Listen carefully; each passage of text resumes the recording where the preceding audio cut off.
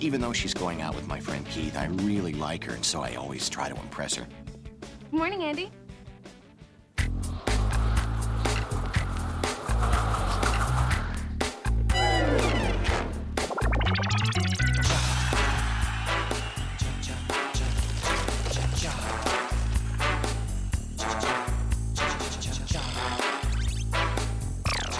Good morning, Andy.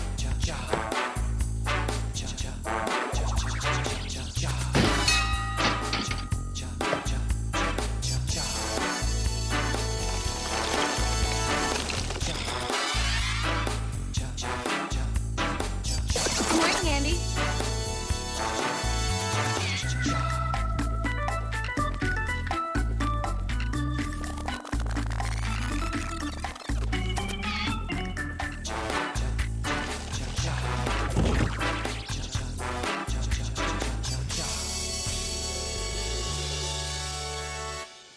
Good morning, Andy. Or I could just say something to impress her. What's that horrible smell? I mean, I'm not saying it's you or me. You know what? You're crazy. I don't smell anything. I'm gonna take all that as good morning, Wendy. Thank you. But seriously, what is that smell? I don't know. Maybe somebody left food out over the weekend. Uh-oh.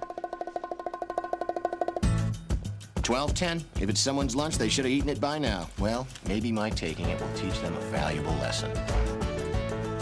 Who stole my hoagie?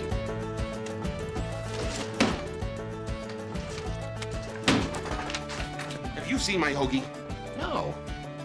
But to be fair, it is 12:10. Whatever that smell is, I hope they get it out of here. Unless it is you or me, and then I hope they give it a raise. Yeah, boy, that's something.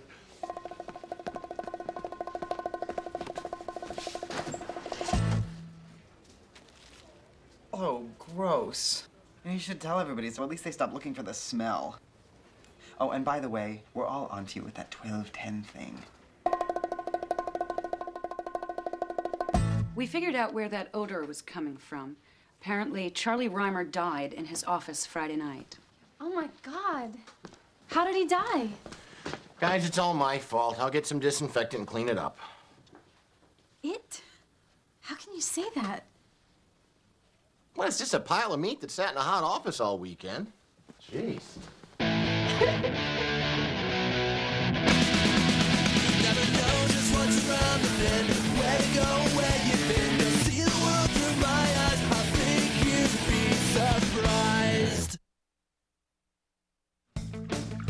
So Charlie Reimer spent the whole weekend dead in his office.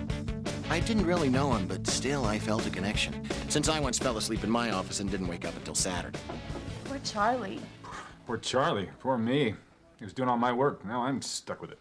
A little compassion, Keith? The man had a heart attack. He died, and he sat there alone for 2 days. He wasn't alone. According to the coroner, at some point a squirrel joined him. The real tragedy is that when he went to dial 911, he forgot to dial 911. I sent a memo.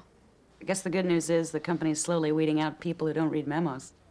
Oh, speaking of which. What's this? A memo. Remember how important it is to read them? The company's making us go to a grief counselor. A grief counselor? What if we're not sad? It's mandatory. They can dictate our emotions now? Let's just imagine for a moment what that would look like. Attention. The following emotions will be felt by the following people. Jenkins, bitter, Thompson, hopeful, Richter, happy, Tobler, disgruntled. Damn! I always get disgruntled. I'm sick of it. They can't dictate our emotions, but they can tell us where to go, when to go there, and how long to stay. They always tell us where to go, when to go there, and how long to stay. I'm sick of it. Andy, I need a favor. I'm supposed to take Wendy to this thing where they show The Sound of Music and people come dressed up in costume and sing along and gay. Anyway, Charlie died, dumped all my work on me, so I can't go. Will you take Wendy for me? Oh my God. A date with Wendy and The Sound of Music? These are a few of my favorite things. Yeah, all right, I'll take her. But, you owe me. Okay, I'll be your butler for 2 weeks. Really? You're such a liar. No, I will. Really? Don't ever lose that. There was a girl whose name was Wendy, and Wendy was her name. Oh, W-E-N-D-Y, W-E-N-D-Y, I must be at a sing-along because I'm following the bouncing ball. Nothing you can say can put a damper on this day. Wendy is not interested in you. That's why Keith asked you to take her. You have as much chance betting her as a water buffalo does a beautiful young woman. That the best you got, Creepshow? Face it, you are no threat. There was a little eunuch boy, and Andy was his name. O-A-N-D-Y, A-N-D-Y, A-N-D-Y. The imaginary dead guy was right. What am I so excited about? Nothing's gonna happen. The only play I'm getting today is that kiss on the cheek from Keith. Jessica, I've been thinking about this whole grief counseling thing. I really don't want to go. You have to. The company's worried about being held liable in case one of us has some insane reaction to Charlie's death. I think I may have killed him. Yeah, something nutty like that. I'm serious. At lunch on Friday, he was complaining about his low cholesterol diet. So I gave him my bacon chili cheese fries. Then we had a contest to see who could do the most push-ups. And the prize was pie. Oh, don't be ridiculous. With that kind of reasoning, you could blame anyone for Charlie's death. I mean, right before he died, I threatened to fire him because he missed another deadline. Really? So you killed Charlie? Oh, God. That is such a relief. Wait a minute. I was just trying to make a point. I didn't kill anybody. Oh, no, of course you didn't. I didn't. God, I feel so much better. Now I'm actually looking forward to therapy. Well, you shouldn't feel better. If they did an autopsy on him, they wouldn't find my yelling in his veins. They'd find your bacon chili cheese fries of death. You yelled at him? With his blood pressure? I did not kill Charlie. Oh, Jessica. Boy, grief counseling is great. I mean, for once in my life, I get to say all this stuff without worrying about the person who's hearing it. So, one time, my parents put a live snake in my pillowcase. Yeah, my dad said that if I believed in God enough, that it wouldn't hurt me. I guess I didn't believe enough. So long, farewell, auf Wiedersehen, good night. I hate to go and leave this pretty sight. Wow, even though Wendy and I are just friends, tonight was actually a lot of fun. Thanks, Andy. This was great. Yeah, for me too. Well, except for when those two guys dressed as Nazis cut in front of us in the beer line. They had such an air of superiority. I don't know why I stayed silent. You have a really good voice, and you're quite the confident dancer. Even when everyone was yelling at you to sit down.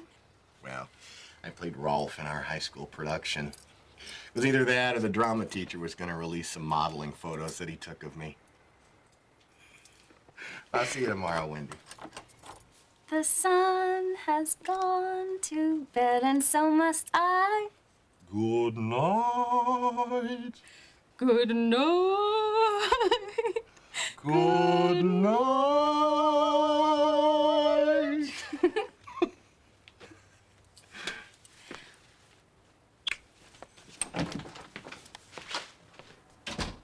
Okay, what the hell was that? You saw it.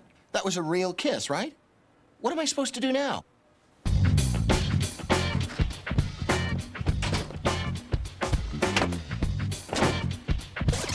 Okay, that's ridiculous. I mean, there's no way I'd let her see me naked in all this light. But still, what did that kiss mean? Andy? Are you still standing out there?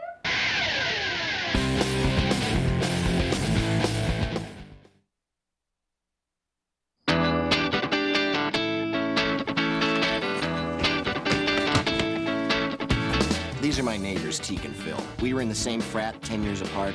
They worship me. Hey, Andy. Andy? Hey, Teak and Phil. It's pretty late. Were you out lady fine? Lady fine. That would mean that I was trying to turn myself into a lady. Oh, I didn't mean that you were trying to... I was simply pointing out your misuse of your own made-up word.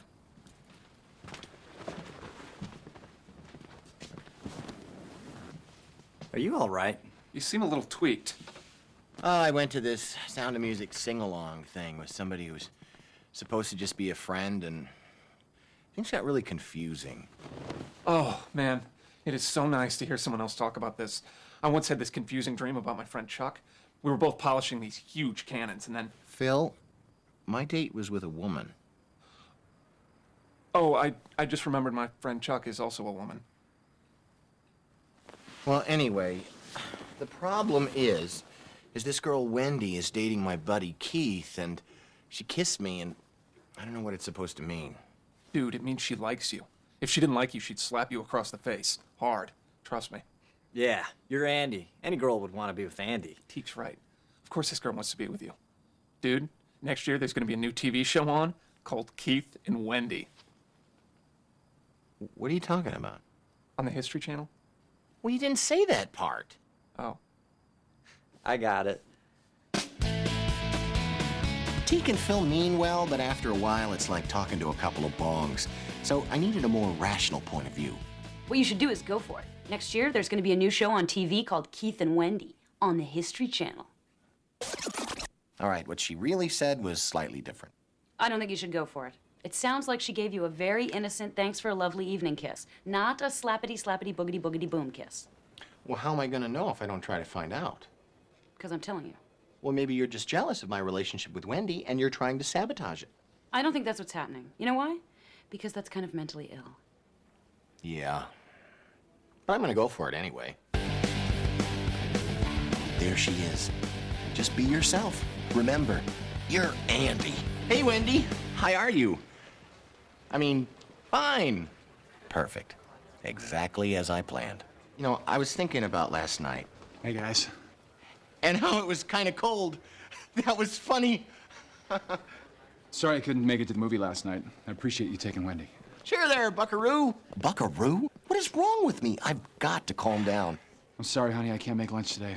God, it's like I never see you anymore. I know. It's Charlie, that lazy dead guy. I mean, aside from babies, is there anyone more selfish than the dead? I'll make it up to you. Look at that. Now that's a slappity boogity boogity boom kiss. Let's compare it to my candy ass kiss with Wendy that I thought was such a big deal. Jessica's right. Wendy's not interested in me. Look at those two still going at it. Look at me, standing there like some kind of lady-fine hall doofus. Go home. Go! Jessica, I was wondering if I could get another session with that grief counselor. Oh, sure. Is it helping you overcome your guilt about killing Charlie? Oh, I don't have any guilt about killing Charlie because I am not the one who screamed at him until his heart exploded. Okay, look, he was always missing deadlines. I just pointed out that there would be ramifications. And lo, there were. I'm gonna slug you, I swear to God I am. You know, Jessica, maybe you should go see the grief counselor. She'll make you feel better. Yeah, when I was in there, I completely unburdened myself. You know, and no matter what I said, that woman just absorbed it and absorbed it and absorbed it. Hey, did you guys hear? That grief counselor killed herself. What? Isn't it awful? Apparently she left a note saying she just couldn't take all the sadness.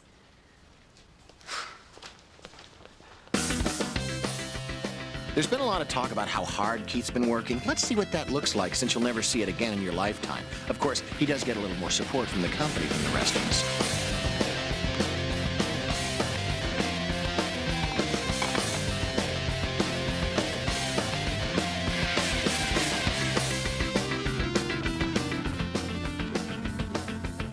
All right, that isn't what it really looks like. This is what it really looks like when Keith's working. See, not that interesting.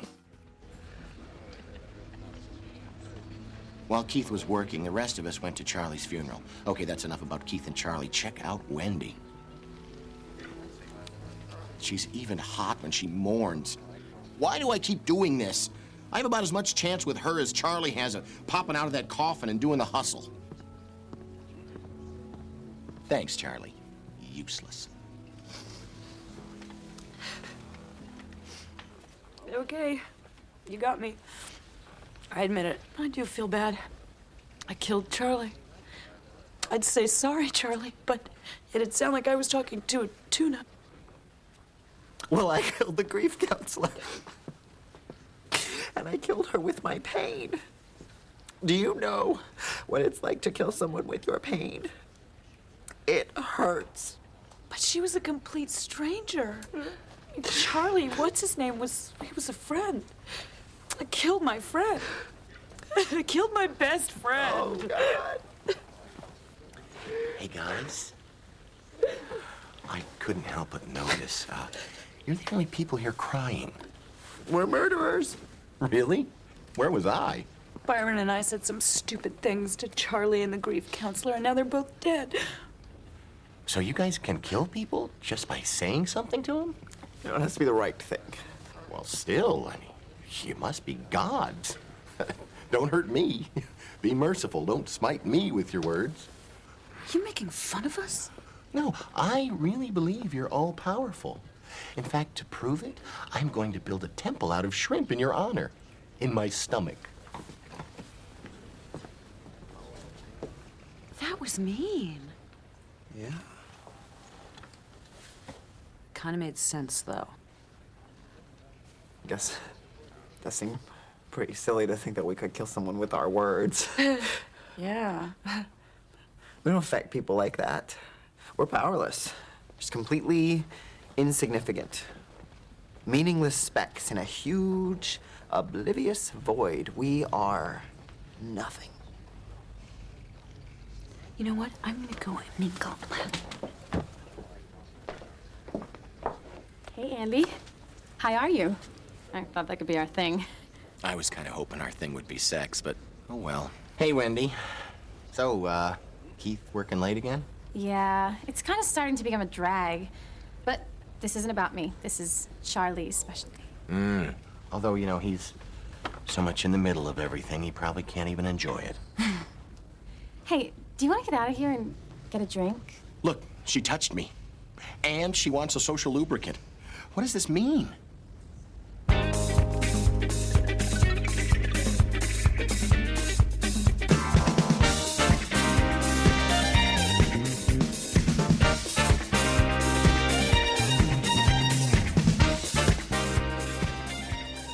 Well, I hope you like this wine. It's a 97 with an amusing bouquet, a rich and vibrant aftertaste. It's really a sassy little bitch. Perfect compliment to half a bag of Cool Ranch taco chips. Also a 97?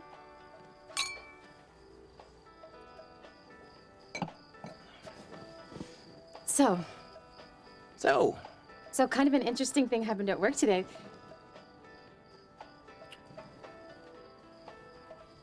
An interesting thing happened after work, too. wow. I'm kissing Wendy. This is incredible. It's the same kind of slappity, boogity, boogity, boom kiss that she had with Keith. Oh, no, Keith. Stop it. Don't think about him. Get back to the rumpity-pumpity with Keith's girlfriend.